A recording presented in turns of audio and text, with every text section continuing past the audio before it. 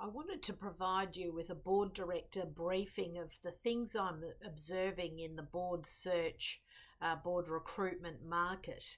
It certainly has been quite an interesting start to the year, and across the board, I think we've had a fairly slow start. January was very, very quiet for the practice, but that's typical because obviously a lot of people go away on holidays at that time. But basically, for the last few weeks, I've been in non-stop appointments with particularly private equity and venture capital firms who are really reactivating a lot of their mandates, which maybe were on a bit of a go slow in 2024. So there definitely is, I think, a period of time here where we're going to see the PE VC firms become more active. I think there will be a lot of opportunities for business. There's definitely a lot of merger acquisition type conversations going on. There are also some companies that are preparing to list on the Australian Stock Exchange. So there are some real positives in the market. And keep in mind, I think overall there's a lot of economic sort of downturn. Cost of living pressures are still there. The fundamentals are still there. We're about to head into an election cycle. So there definitely is some headwinds, but overall I'm seeing some quite positive signs, certainly from a board director perspective going forward. So we're definitely seeing a lot of new briefs, a lot of activity, a lot of clients recalibrating their board of directors or their advisory board, and there definitely is a surge of opportunities.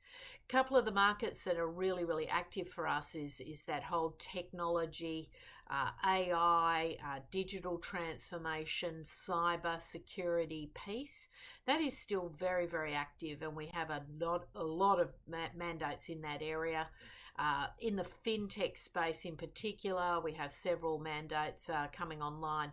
So there definitely is a lot of activity where there's disruption, technology, that intersection between solving complex business problems and technology across all different industries. But certainly we're seeing a lot across telco, energy, financial services, banking, some of those legacy sort of industries definitely looking for change, advantage, competitive advantage. And so you're seeing these briefings coming into the market. Across the board, when we take briefs from clients, they want their wish list. They want generalists, they want specialists, they want the combination, they want people who can roll the shirt sleeves up, they want people who can activate their business networks. There's no kind of traditional kind of easygoing kind of board appointment cookie cutter approach. There's not really a huge demand for what we call sort of independent board directors who are just going to sit there from a governance perspective. I think there's an expectation now that everyone around the table has a good understanding of governance. There's definitely been a step up in the professionalism, the professional development that goes on around the sector.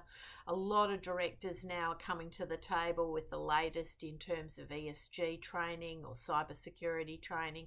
They're staying very fresh and current. So there's definitely a huge shift in the briefs, in that there's a lot more specifics coming through. We need to have this, and this experience. And the reality is that the clients can pretty much find that in the market, because there is a very, very large talent pool now of board directors that want to serve in the space.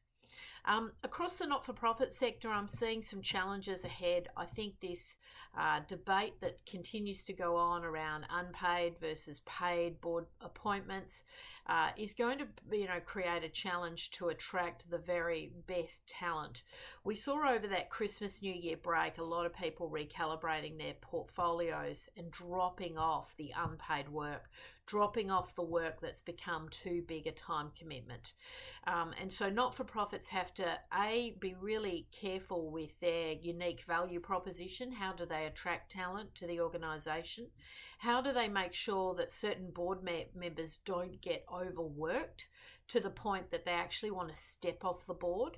And that's something to really manage, because I know in my experiences with not-for-profit boards, there's often a few key board members who carry the weight, who are always the ones turning up to the committee meetings or doing the board papers. So you've got to really watch that the workflow is being shared generously amongst all the different board members. Different people are stepping up at different times, so that, you know, individuals are not actually getting to a point where they actually want to leave. You will find it increasingly hard to attract talent to these organisations. And right now, if you go onto the AICD job board or any of the boards around town, you'll see the vast majority of roles being advertised in the market are unpaid, not-for-profit board roles, and they're going to struggle. So you've got to really get that value proposition right and think about ways you can attract. And even if you can't pay board fees, think about investing in board members' professional development or their professional fees to really try and make it attractive to serve on the board, and then really watch that time commitment piece so that people don't get overworked. Early stage, high potential companies, really exciting. We're working with a number of them at the moment, and you know, it's an area of the market that's still very, very busy. And of course, government boards, a lot of government board refreshment. In West Australia, they're in caretaker mode at the moment, most likely a Labor government to be returned there, but there might be a change of a few seats, but that will result in a little bit of light board refreshment as the second half of the year comes online. In Queensland, we've had a change of government. There's definitely board refreshment taking place across the state, and in all the different states. I'm definitely seeing a real shift towards much more professional processes around board recruitment. So government boards continue to be a very prestigious appointment opportunity. Across the board, we definitely see this year ahead being busy, very positive. I'm definitely getting a lot of opportunities coming across our desk. So please make sure you're on the Tiger Boards registry. That way you can get exclusive alerts about roles and opportunities that are coming through our practice. We can give you a heads up, and we can come out and privately brief you about roles and opportunities. But overall, I'm seeing the year ahead to be quite positive. Certainly in the last 4 weeks, it's started to really ramp up, and I'm expecting the next 4 weeks are going to be very, very hectic as the board search practice really activates.